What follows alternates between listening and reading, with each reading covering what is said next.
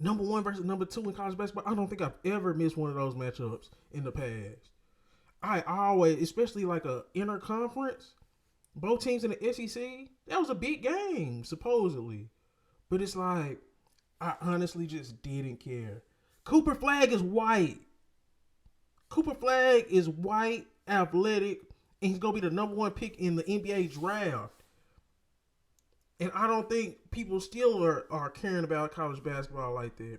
Everybody go watch March Madness. Everybody still go care about March Madness and things of that nature.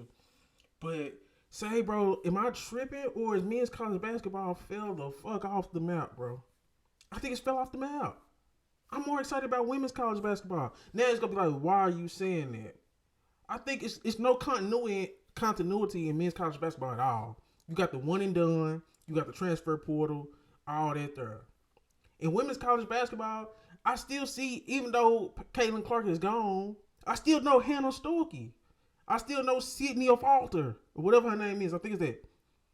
They brought in Lucy Olsen. They got. It's like I still know some of these Iowa players just from watching Caitlin Clark in the past. Same thing with UConn. Paige Beckers is still there. AZ Fudd is still there. These are the elite. These are the ESPN top 10 level players. Like, these are number 1 through 20 through recruits. These are the number 1 recruits. These are the best of the best. I think that's what women college basketball. It's not better basketball. They can't jump dunk. They miss layups. Whatever. But you get to see the Sarah Strongs, who was number 1 in I think 24. Paige Beckers, who was number 1 in 2020. Get to play together. Like, it's stuff like that. You look at South Carolina.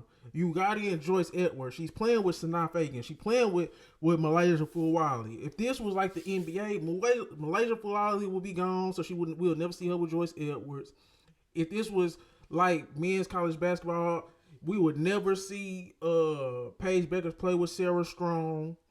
Like things like that, because they'll be gone to the next level. I think the fact that you have to play 4 years in women's college basketball is crazy. I mean, it's good for the game. You get to actually watch these players progress and then transition into the next level.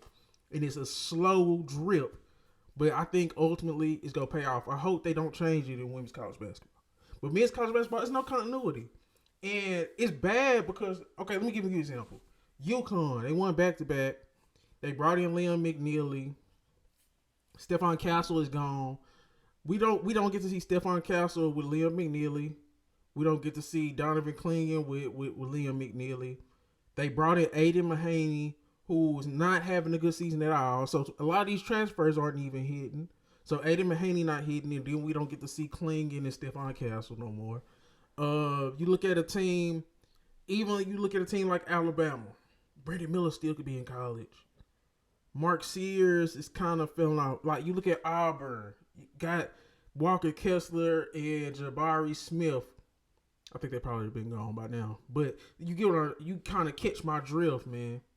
We don't get to see Tahad Pettiford and Jabari Smith, freshman to senior. Like, we don't get to see some of that stuff. So I think the continuity of men's college basketball, it's like a revolving door now. And then even some of these transfer guys, I was looking at who was leading in the top 20 in scoring in men's college basketball. It's people I don't know them. You got Eric Dixon. He's number 1 for Villanova. He's cool, senior.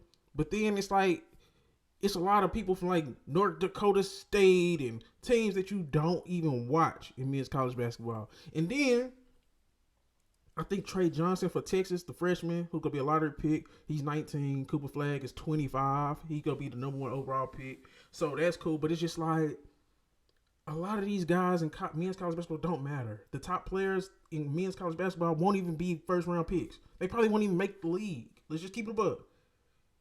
Eric Dixon, are we sure he's making the league? Is he going to be a first-round pick? Let's see who's leading women's college basketball. Because it's just women's college basketball. Women's college basketball is not better, but it's better, if that makes sense. So let me see who's number 1 in scoring. Hannah Hidalgo, number 2 in scoring. She was a top overall pick as a sophomore. She's number 2. I don't know who number 1 is. Latson from Florida State. Juju Watkins is number 4. Michaela Breaks is number 6, freshman. Odyssey Cook, Crooks.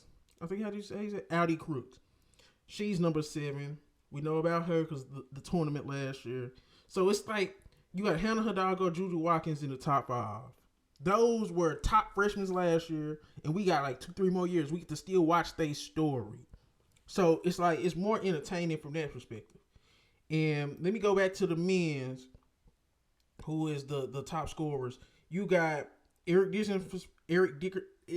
Dixon from Villanova. Then you got Jamal Mashburn Jr. at Temple. You have Jerron Pierre Jr. from Jackson State. You got Ty Johnson from UC Davis. You catch my drift? Men's college basketball is dying, it's dead. Even Cooper Flagg can't save it. I think what they need to do is start letting these guys go from high school to pro. And if you go to college, you have to at least stay mandatory 3 years.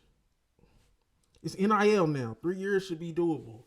And because you think about it, I seen Tata Washington play for the Suns the other day, and I'm like, damn, Tata Washington was like a number 1 point guard coming out of high school. He got lost in the sauce. I don't know where Sharif Cooper is. The last time I heard about Sharif Cooper, it was about his girlfriend telling him to get his bitches up. Let's just keep it up. Like, Bronny was an All-American. He's playing G League. These dudes could still be in college, building their brands and building college. That's one thing I'll give to Rashad McCants on Gills Arena when he was talking about, say, man, some of these dudes need to stay in college, bro. And now with NIL, it is more advantageous for the product on the NBA, the product in college basketball, because the pipeline, man. The NBA pipeline from college to pro is horrendous. I think most of the number 1 point guards don't get no burn. I seen JD Davison in their G League, in the G League Rising Stars team, and I'm like, JD Davison was the number 1 point guard coming out of high school, I think, if I'm not mistaken, before he went to Alabama. These are things to say, dog. I just think men's college basketball is in a terrible spot, bro. Because number 1, Auburn played number 1, number 2, Alabama. SEC game. I didn't give a damn. I didn't care. Cooper Flagg just played last night against Virginia, and I was like, I'm gonna check the highlights. VJ Edgecombe at Baylor played Arizona. Caleb Love, Cody Bryant. I'll probably go check out the highlights after this video. I'm just saying, bro, college basketball, men's college basketball is in trouble. Women's college basketball is better because the pipeline from women's college basketball to the WNBA is better, even though the WNBA is not where it needs to be at. It's just like, I get to see Hannah Hidalgo for 4 years at Notre Dame. I get to see Judah Watkins for 4 years at USC, the ups and downs. I got to see Caitlin Clark. I get to see Paige Beckers. And then not only do I get to see them, I get to see them play with other number 1 level players. All the talent pool for what it is in women's college basketball, in terms of like the rankings and coming out of high school, is deep as hell, man. I don't know who's gonna win women's college basketball NCAA tournament. Notre Dame is my overwhelming favorite, but UCLA could win. Like, Texas could win. South Carolina could win. UConn could win. They all have elite level players. Like, it's very top heavy with the teams, but at the same time, it's like, man, it is just, men's college basketball is just talent wise, man. Most of these dudes, like Janai Broome, no offense to him, but he's the number 1 player in college basketball in terms of, I think he's like number 1 in the go get player of the year. I think it's like Cooper Flagg, but even Cooper Flagg couldn't save this season, bro. Like, men's college basketball is just kind of out there to me. But y'all let me know y'all thoughts. Let me know y'all solutions. I think they should stay like 3 years if you go to college, or you should be able to go straight to the NBA. That's just me. But let me know how y'all feel about men's college basketball. You watching it, you tapping in. Who's your favorite player? But let me know y'all thoughts in the comments. This is your boy D Knows Ball. Please make sure you like, comment, subscribe. I'm out. Found some shit I love to do, so I can look comfortable. Searching for a peace of mind. Need that when it's time to rhyme. Perfect in every line. Any chance I get, and I know it takes time, but I will never quit.